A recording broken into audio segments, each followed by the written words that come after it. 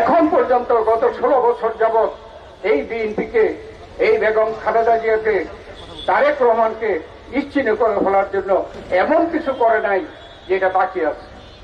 কিন্তু আল্লাহর রহমতে এবং জনগণের দোয়ায়, জনগণের সমর্থনে আলহামদুলিল্লাহ আমরা আজকে বাংলাদেশের সবচাইতে জনপ্রিয় দল, যে আওয়ামী লীগ এত স্বৈরাচার, অন্যায়, অত্যাচার, বিচার বহির্ভূত হত্যাকাণ্ড, গুম খুন করে ক্ষমতায় টিকতে চেয়েছিল, তারা কিন্তু 24 জুলাই আগস্টের 24 সালে গত বছরের জুলাই আগস্টের এই বৈষম্য বিরোধী ছাত্র গণ আন্দোলনের মুখে তারা পদত্যাগ করতে বাধ্য হয়েছে, দেশ থেকে পলাতে বাধ্য হয়েছে।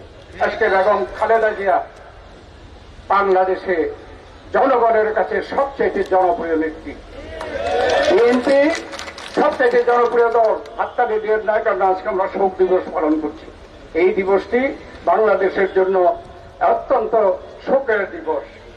যদি বাংলাদেশে জিয়াউর রহমান বেঁচে থাকতো, আজকে বাংলাদেশের এই অবস্থা না, অনেক উপরে চলে যেত। তার যে পরিকল্পনা ছিল এই বাংলাদেশ স্বনির্ভর এবং উন্নত আধুনিক বাংলাদেশে পরিণত হয়েছে। সেই জন্য তিনি রাজনীতিবিদ হিসাবেও সফল।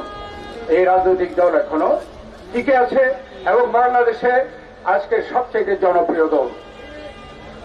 আমরা আজকে এমন একটা সময় আছি, শহীদ জিয়াউর রহমানকে স্মরণ করা, তার আদর্শ কর্মপন্থাকে আমরা গ্রহণ করে কাজ করা, এটা আমাদের এখন জরুরি হয়েছে বাংলাদেশের জন্য।